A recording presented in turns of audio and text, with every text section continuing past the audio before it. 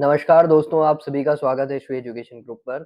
Shri education group SEG psychology की इस particular series में हम जान रहे हैं chapter 3 meeting life challenges of NCERT class 12th psychology. तो बेसिकली अब हम समझने की कोशिश करते हैं इस पर्टिकुलर चैप्टर के सबसे पहले टॉपिक को, nature, type and source of stress को। सबसे पहले बिल्डअप करते हैं अपने टॉपिक को, सबसे पहले बिल्डअप करते हैं इस पर्टिकुलर वीडियो में अपने कंसेप्ट को। तो देखो, आप इमेजिन करो, आप एक रोड क्रॉस कर रहे हो एंड सडनली मंडे की मॉर्निंग है और सडनली आप उस रोड के ऊपर स्ट्रेस्ड आउट हो जाते हो। अब क्योंकि आप अलर्ट हो, तो आपके सामने जितनी भी डेंजरस सिचुएशन रहेंगी, तो आप उसको कोप अप कर पाओगे। आप उस सारी सिचुएशंस का सामना कर पाओगे। लेकिन वहीं उल्टा एक ऐसी सिचुएशन, इसकी अपोज़िट सिचुएशन अगर क्रिएट हो जाए, जहाँ पर आप इस पर्टिकुलर सिचुएशन में ज़ीरो स्ट्रेस में हो। आप रोड क्रॉस करने जाते हो, लेकिन आप स्ट्रेस में नहीं होने की वजह से अलर्ट नहीं हो।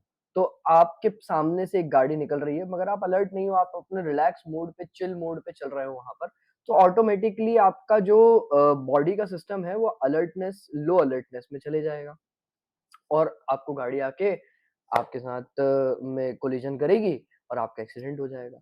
तो ये पूरा जो कॉन्सेप्ट है, ये बताया इसलिए जा रहा है क्योंकि स्ट्रेस आपकी लाइफ में कितना ज़रूरी है और कितना ज़्यादा अलर्ट कर देता है वो आपको, इस कांसेप्ट को समझाने के लिए बताया जा रहा है। ठीक है? इतनी बात उम्मीद करता हूँ आपको समझ में आई होगी। तो अब क्या होता है ना, बेसिकली यहाँ पर सिस्टम ये कहता है कि स्ट्रेस क्रिएट किस तरीके से होता है उसको हमें समझना है और यह भी कहता है सिस्टम कि स्ट्रेस जब क्रिएट हो चुका है, तो उस स्ट्रेस का हमारे ऊपर क्या असर पड़ रहा है, यह भी हमें देखना है। अब इसमें 2 कॉन्सेप्ट्स आते हैं, आने वाले समय में आप देखेंगे, एक होता है यूस्ट्रेस और एक होता है डिस्ट्रेस। आइए अब इन दोनों कॉन्सेप्ट्स को समझने की कोशिश करते हैं।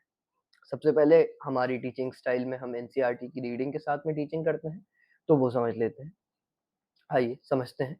While waiting to cross the road on a busy Monday morning, you may be temporarily stressed. But because you are alert, vigilant, and aware of the danger, you are able to cross the road safely. Faced with any challenges, we put in additional efforts and mobilize all our resources and the support system to meet the challenges.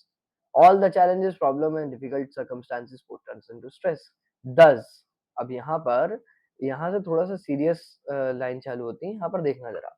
Thus, if handled properly, stress increases the probability of one survival. Stress is like a electricity. Stress हमारे लिए energy का source का काम करती है। बहुत बड़ी statement है एनसीईआरटी की।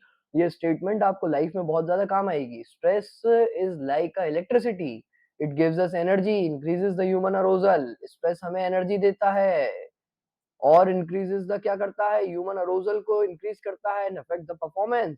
परफॉर्मेंस को इंप्रूव करना चाहते हैं तो स्ट्रेस बहुत ज्यादा जरूरी है। ठीक है?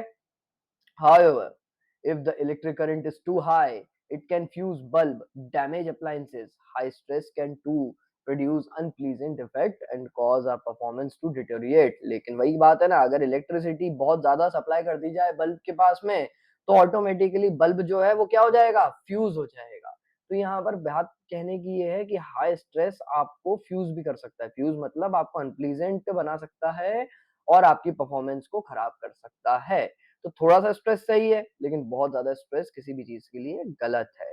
थोड़ा-सा स्ट्रेस होगा तो क्या होगा? वो इलेक्ट्रिसिटी का काम करेगा और आपके अंदर आपकी परफॉर्मेंस को इम्प्रूव करेगा और आपके अरोusal को इंक्रीज़ करेगा। मगर वहीं हाई स्ट्रेस हो जाता है तो आपको जो परफॉर्मेंस है उसको खराब कर देता है। ठीक है, आइए देखते हैं आगे क्या कहता है ये।